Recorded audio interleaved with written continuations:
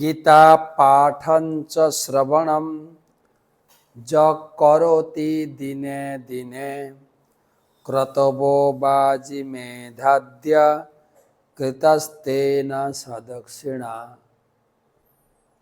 যিনি প্রত্যহ গীতা পাঠ ও শ্রবণ করেন তার সদক্ষিণা অশ্বমেধাদি যজ্ঞ ফল স্বাভাবিকভাবে লাভ হয়।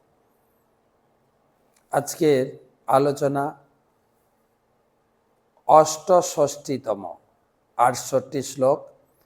জয়দম পরমম গুহ্যম মদ্ভক্তেষু অভিধাস্যতি ভক্তিং ময়ি পরাম কৃত্বা মামে বৈসত্য সংশয়ঃ। জয়দম পরমম গুহ্যম মদ্ভক্তেষু অভিধাস্যতি ভক্তিং ময়ি পরাম কৃত্বা মামে বৈসত্য সংশয়।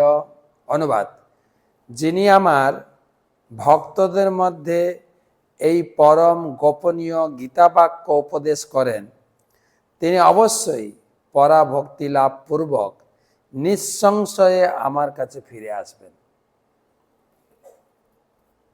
তো এর আগের শ্লোকে বললেন যাদের শ্রদ্ধা নেই, যারা পরিচর্যাহীন, যারা সংযমহীন, তাদের কাছে গীতা বলতে যেও না। তাহলে কার কাছে গীতা বলবো? না, আমার ভক্তদের মধ্যে গীতা আলোচনা করো। দেখেন এই শ্লোকে বলছেন যারা আমার ভক্তদের মধ্যে গীতা আলোচনা করবেন সেখানে গীতার আলোচনা প্রকাশিত হবে। ভক্ত ভগবানের সমস্ত উপদেশকে তারা সম্পূর্ণরূপে গ্রহণ করেন, কিন্তু অভক্তরা গ্রহণ করে না। যেরকম অর্জুন 10ম অধ্যায়ে তিনি 14 শ্লোকে বলেন সর্বমেতদ ঋতং মন্যে জন্মাং বদসি কেশব।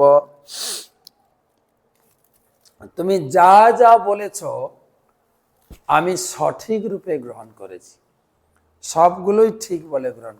তাই ভক্ত ভগবানের প্রতি বিশ্বাসবশত, ভগবানের প্রতি শ্রদ্ধাবশত সে সব কিছু গ্রহণ করবে।